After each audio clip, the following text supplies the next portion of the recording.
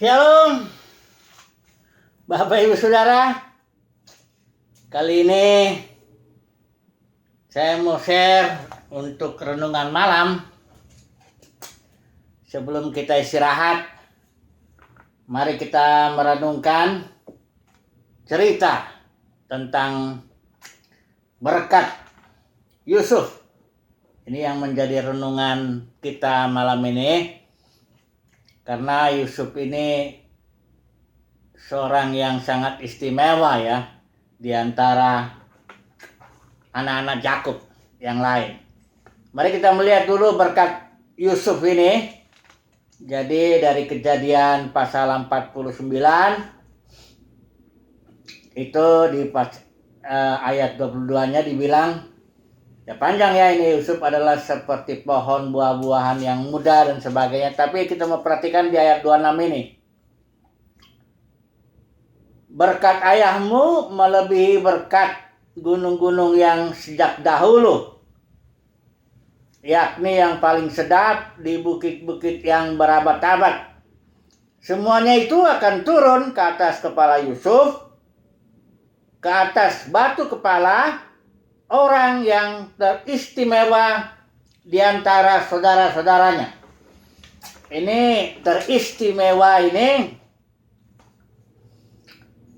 ada istilah Ibrani Nazir ya, dari sini kata nazar itu ya, orang yang dikhususkan ya.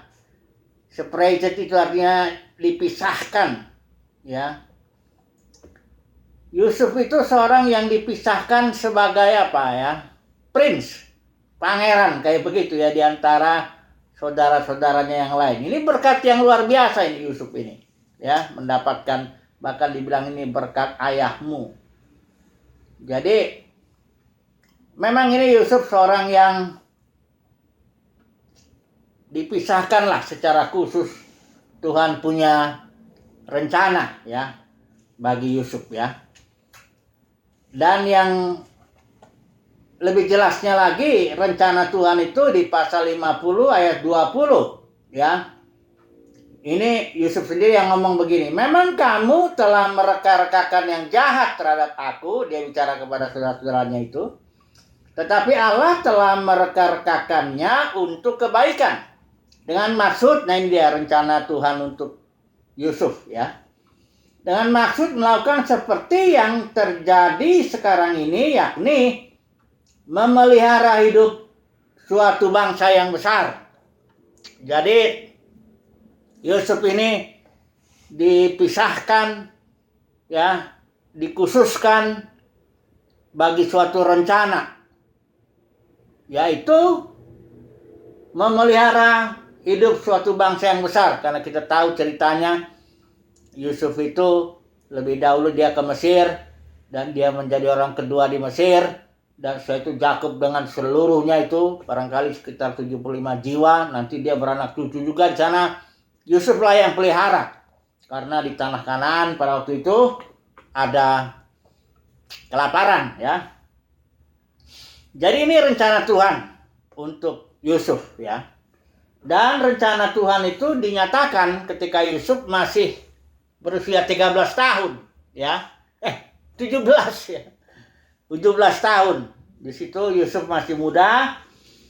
Dinyatakan Tuhan tuh tidak langsung seperti ini, dinyatakannya lewat mimpi. Mimpinya ya intinya pokoknya saudara-saudaranya, bahkan bapaknya, ibunya akan sujud. Menyembah ya, sujud kepada Yusuf begitu ya. Nah, ini waktu diceritakan, ini Yusuf menceritakan itu mimpinya kepada saudara-saudaranya. Sementara saudara-saudaranya pun sudah benci sama Yusuf karena Yakub itu lebih mencintai Yusuf daripada yang lainnya. Ditambah lagi Yusuf cerita mimpi lagi. Kayak jadi saudara-saudaranya bilang, kamu mau jadi raja atas kami, kira-kira begitulah ya. Banyak orang berpikir Yusuf salah, kenapa diceritakan mimpinya, sehingga akhirnya dia jadi mengalami kesusahan, dibuang ke dijual sama saudara-saudaranya ya, dibawa ke Mesir. Tapi kalau kita melihat jalan Tuhan itu, sebenarnya katakanlah kalaupun Yusuf salah, itu memang bagian daripada rencana Tuhan. Karena Tuhan itu bekerja melalui kesalahan-kesalahan orang. Ini luar biasa ya. Yesus itu, Sanhedrin membunuh Yesus itu kesalahan jelas. Itu ketidakadilan yang luar biasa itu. Tapi justru dari situlah Tuhan bekerja, Bapa di sorga menggenapi seluruh yang dinubuatkan. Jadi, kalau menurut saya Yusuf itu tidak salah. Ya, dia memang digerakkan untuk menyampaikan itu. Ya, dia yakin itu bahwa itu suatu mimpi yang memang benar-benar dari Tuhan. Kalau nggak yakin ya tentu dia nggak mau ceritakan. Dia yakin betul ya bahwa engkau akan sujud kepadaku. Ya memang nggak enak itu kedengarannya buat saudara-saudaranya. Langsung Yesus dibuang ke Mesir. Tapi itu memang bagian, karena jalan Tuhan itu seseorang diberitahu dulu ya rencana Tuhan, kemudian barulah proses persiapannya atau disiplinnya lah ya kita bilang ya, atau pembentukannya supaya orang itu siap menjalankan tugas panggilannya. Kayak Daud itu sudah diurapi dulu ya oleh Samuel. Setelah itu bukan dia langsung jadi raja, dia diproses dulu melalui Saul ya kan, dan proses itu tentu nggak enak. Nah setelah dia siap barulah dia menjadi raja ya. Jadi itulah jalan Tuhan. Jadi memang Yusuf ini nggak salah dia ngomong begitu, saudaranya jadi benci, dia ada dijual, dia dibuang ke Mesir. Tapi ya di Mesir dia kan dari dipercobai juga istrinya Potifar ya, dia akhirnya masuk penjara. Barulah setelah umur 30 dia menghadap Firaun dan akhirnya menjadi orang kedua, ceritanya begitu ya. Jadi kurang lebih 13 tahun lah Yusuf itu diproses ya. 13 tahun. Nah, jadi mari kita melihat beberapa hal lah ya dari Yusuf ini supaya kita renung-renungkan ini malam ini ya. Saya yakin kita juga sebagai orang yang dipilih Tuhan, kita juga punya berkat secara khusus ya. Masing-masing beda ya. Anak-anak Yakub yang lain bukan nggak diberkati. Coba saya lihat ya. Pasal kejadian yang tadi itu kita berkat untuk Yusuf itu yang pasal 49 ya. Coba kita lihat bagian yang ayat 28-nya. Setelah Yakub menceritakan seluruh berkat dinubuatkan, sebenarnya dibilang ini, datanglah berkumpul supaya kuberitahukan kepadamu apa yang akan kamu alami di kemudian hari ya. Yang dialami anak-anak Yakub ini semuanya berkat ya, karena dibilang di sini ayat yang ke-28, itulah semuanya suku Israel 12 jumlahnya, dan itulah yang dikatakan ayahnya kepada mereka ketika ia, artinya Yakub ini memberkati mereka. Tiap-tiap orang diberkatinya dengan berkat yang diuntukkan kepada mereka masing-masing. Jadi semua anak Yakub yang 12 itu diberkati, hanya berkatnya berbeda. Itu yang tadi kita lihat berkat Yusuf memang sangat spesial ya, dia itu dipisahkan dari antara saudara-saudaranya untuk ya katakanlah menjadi prince ya, pangerannya ya, terpisah dia untuk dipakai Tuhan memelihara hidup seluruh anak-anak Yakub itu. Bahkan Yakub juga ya dengan seluruhnya lah, ada 75 jiwa. Jadi semua diberkati. Saya yakin kita yang dipilih Tuhan, kita juga diberkati ya, dengan berkat tertentu. Nggak sama kita semuanya ya. Masing-masing diberkati dengan berkat yang diuntukkan bagi kita. Berkat ini, saudara jangan langsung membayangkan itu hal-hal yang perkara-perkara jasmani ya. ini berkatnya Yusuf ini suatu ministry yang sangat spesial lah ya. Yang luar biasa lah bagi umat pilihan Tuhan itu ya. Jadi kita tahu ya jalan Tuhan. Mari kita melihat dulu yang pertama pelajarannya dari Yusuf ini. Ketika dalam proses ya, di sini masalahnya yang dalam proses ini kadang-kadang kritis juga ini ya. Banyak orang nggak tahan di sini ya. Contohnya kayak generasi pertama orang Israel itu. Dia pikir setelah Musa bikin mujizat luar biasa ya di Mesir 10 mujizat. Nah, mereka berpikir lancarlah jalannya menuju tanah perjanjian. Tahu-tahu di padang gurun wah banyak masalah. Nah, mereka nggak tahan ya, udah mengeluh. Nah, ini dia. Mengeluh, berontak, bersungut-sungut. Nah, ini yang menyebabkan mereka gagal mendapatkan tanah warisannya itu, panggilannya itu ya. Berkatnya itulah, katakan begitu. Kalau Yusuf ini enggak, dia apa ya? Ya dia nerima saja. Walaupun dia tahu itu ketidakadilan ya. Dia dibuang oleh saudaranya, dijual begitu aja. Di rumah Potifar juga dia nggak bikin apa-apa, tentu dia difitnah, masuk penjara. Di penjara dia nolong seorang, ingat aku ya, toto dilupakan Yusuf. Jadi, tapi saya melihat ketika kita membaca ini, dia tidak mengeluh. Dia, ya udah saya jalankan, dia lakukan yang terbaik aja. Di mana dia, di rumah Potifar, dia kerjakan dengan baik, Tuhan menyertainya. Di penjara, dia kerjakan sesuatu dengan baik. Pedenya, dijalani aja lah, dinikmati aja gitu loh. Proses Tuhan itu ya nikmati saja. Sambil kita mengerjakan bagian yang memang harus kita kerjakan dengan sungguh-sungguh. Gak usah mikir-mikir gimana ya. Itu bukan urusan kita untuk mikir bagaimana waktunya. Apa saja yang harus kita alami.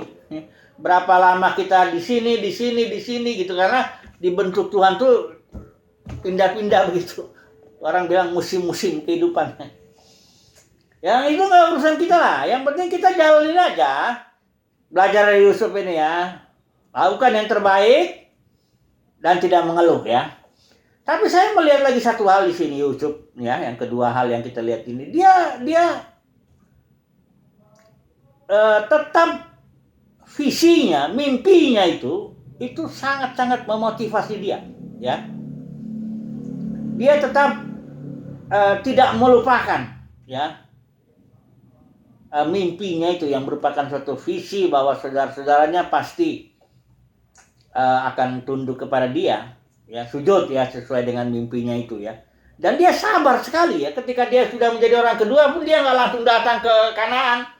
Dia bilang, ini saya udah jadi orang kedua nih, kalian sujud sama saya, yang nggak gitu. Dia tunggu ya, dia tunggu sampai akhirnya saudara-saudaranya datang ya. Jadi Yusuf ini seorang yang selain dia nggak bersungut-sungut, dia memang dia dimotivasi oleh atau dikuatkan ya, ditopang oleh visinya itu, ya. Visinya itu menguatkan dia ya. Dan dia juga bertumbuh di dalam Tuhan ya, ketika mari kita coba lihat Kejadian 40 ayat 8. Di sini Kejadian 40 pasal 40 ayat 8. Di sini ada orang ini di juru minuman, juru roti ya, ini mimpinya di penjara ini. Ya, mereka kepada kami bermimpi tapi tidak ada orang yang dapat mengartikannya. Lalu kata Yusuf kepada mereka, bukankah Allah yang menerangkan arti mimpi? Ceritakanlah kiranya mimpimu itu kepadaku. Jadi dia nggak bilang kepada Allah, kamu ceritakanlah, nanti kita coba cari sama-sama, nggak gitu. Dia bilang, Tuhan yang menerangkan mimpi, tapi ceritakanlah mimpimu itu kepadaku. Jadi dari ungkapan ini saya melihat Yusuf sangat sadar ya, dia bertumbuh bahwa dia sangat sadar bahwa dia dengan Tuhan itu sudah seperti ya, katakanlah menyatu lah ya, menyatu dia ya. Dia sudah menyatu dengan Tuhan, ada pertumbuhan lah dalam pemahaman dia ya akan Tuhan. Jadi dalam proses itu pertama Yusuf itu tidak mengeluh, dia juga tetap mengingat atau ditopang ya oleh visinya, dan yang ketiga dia itu memang bertumbuh di dalam pengenalannya ya akan Tuhan. Jadi bagaimana kesimpulannya nih ya? Semua kita ini punya katakanlah punya mimpi yang Tuhan nyatakan kepada kita yang belum digenapi ya. Kalau sudah digenapi ya nggak usah dibilang mimpi lagi. Justru karena belum digenapi ya. Saya menguatkan saudara dengan satu kalimat ini, mudah-mudahan saudara dan dikuatkan ya. Ada dikatakan ini, berbagai orang yang menanti-nantikan Tuhan. Karena kita tahu bahwa mimpi kita ini hanya Tuhan yang bisa menggenapinya. Tidak bisa kita tidak mampu menggenapinya, orang lain pun apalagi. Jadi hanya Tuhan. Kita hanya berharap pada Tuhan ini, ya. Berbahagialah orang yang menanti-nantikan Tuhan, ya. Tidak ada lagi pertolongan kita kecuali dari Tuhan lah, ya. Nah, nanti setelah itu ya diharapkan iman kita bertumbuh ya, menjadi matang. Ini ya, kalau udah matang ini seperti Abraham ini yang dibilang di surat Roma itu, sekalipun tidak ada dasar untuk berharap mimpinya digenapi itu, Abraham dalam kasus Abraham itu dia jadi bapak banyak bangsa. Sekalipun tidak ada dasar untuk berharap, namun Abraham berharap juga dan percaya bahwa ia akan jadi bapak banyak bangsa sebagaimana yang telah difirmankan. Demikianlah banyaknya nanti keturunanmu. Imannya nggak jadi lemah, sekalipun dia tahu bahwa tubuhnya sudah sangat lemah karena usianya sudah kira-kira 100 tahun. Tapi terhadap janji Tuhan, dia nggak bimbang. Malah dibilang itu dia dikuatkan dalam imannya dan dia gives glory to God, ya, memberi kemuliaan kepada Tuhan. Kenapa Abraham memberi kemuliaan kepada Tuhan? Karena dia memberi jalan supaya Tuhan sendirilah yang bekerja. Ya, kalau Tuhan bekerja, Tuhan yang dimuliakan. Ya, semua orang akan tahu bahwa memang itu pekerjaan Tuhan. Ya, Abraham bisa punya anak umur 100 tahun, hampir itu ya. Sarah 90. Semua orang tahu itu perbuatan Tuhan, karenanya Tuhan dipermuliakan. Kalau kita yang berbuat, kan kita yang jadi dipermuliakan. Ini Abraham, imannya itu telah memberi jalan, Tuhan bertindak, Tuhan dimuliakan. Nah ini luar biasa ini bagus saudara. Jadi sabarlah, kalaupun situasi kelihatannya kayaknya udah nggak mungkin nih. Keadaan sekitar sudah tidak mungkin ini mimpi bisa digenapi gitu ya. Tapi sekalipun tidak ada dasar untuk berharap, saudara belajar. Ya kita belajar seperti Yusuf ini juga, seperti Abraham juga. Ya. Iman kita tuh tidak lagi bersandar kepada ngelihat kiri kanan, kira-kira digenapi nggak nih ya? Situasi sekitar, enggak gitu. Iman kita udah bersandar aja semata-mata kepada Dia yang mampu berbuat. Bagi Tuhan gak ada yang mustahil, kan gitu. Jadi iman kita sudah mentok ke atas lah, nggak lihat-lihat lagi kiri kanan, kira-kira atau gimana, ya. Jadi satu poin sebagai penutup ya, sabar. Karena di kitab Ibrani dibilang dengan iman dan kesabaran ada dua. Dengan iman dan kesabaran kita memperoleh apa yang dijanjikan. Jadi bukan hanya iman, sabar. Dengan iman dan kesabaran kita menerima yang dijanjikan. Sebenarnya Tuhan nggak nunda-nunda kok. Mari kita baca dulu coba. Ini yang terakhir lagi. Habakuk pasal 2 ayat 3 ya. Saya bacakan ini ya. Sebab penglihatan itu masih menanti saatnya, tetapi ia bersegera menuju kesudahannya dengan tidak menipu. Apabila berlambat-lambat, nantikanlah itu.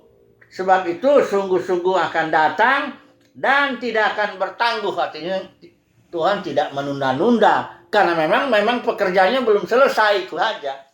Persiapannya belum selesai. Prosesnya belum matang. Jadi bukan sengaja-sengaja Tuhan ulur waktu gitu. Enggak. Jadi sabar aja lah, percaya saja. Iman, kesabaran, kita akan dapat apa yang Tuhan janjikan. Puji Tuhan, semoga renungan ini bisa menguatkan kita yang sedang dalam proses ya untuk menantikan penggenapannya. Haleluya. Amin.